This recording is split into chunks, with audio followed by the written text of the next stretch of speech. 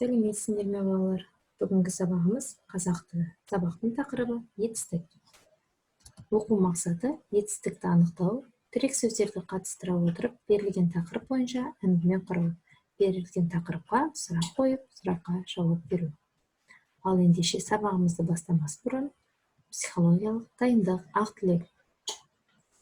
Көңіл күйлеріңіз қалай?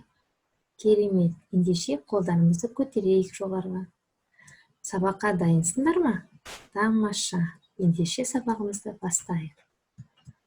Оқулықта 76-шы бетте 15-ші жаттығу. Мәтінді түсініп оқы. Ал мәтінді түсініп бірге оқиық.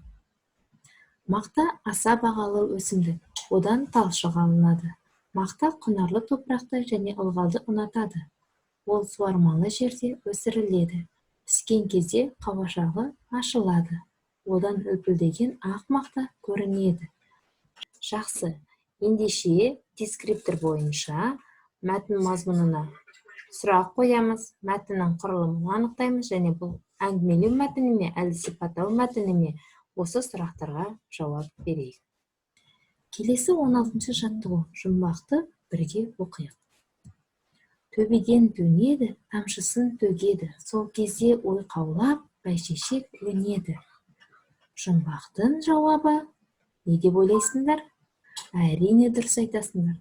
Ендеше осы өлеңнен етістіктерді табайық. Жаттығуды ауызша орындаймыз. Керемет. Келесі жаттығу. 18-ші жаттығу. Суретке назар салайық. Суретте қандай бейне көріп тұрмыз? Кімдер бейнеленген? Кім інісін киіндірді? Кім өзі киінді? Осы мәтін бойынша өз ойларыңды қысқаша аналарыңа айтып беріңдер. Тамаша балалар.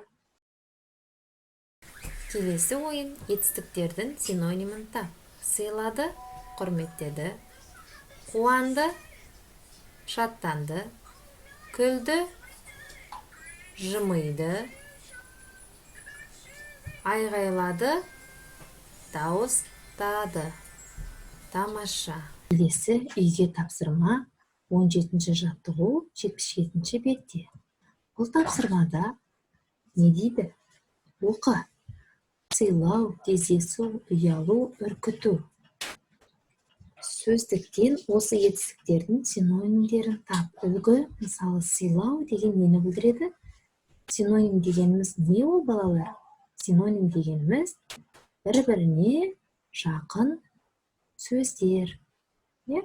Сыйлау, құрметтеу, кездесу, жүздесу. Әрі қарай өзіміз ойланып, үй тапсырмасын орындайық. Күндеріңіз сәтті өтсін балалар.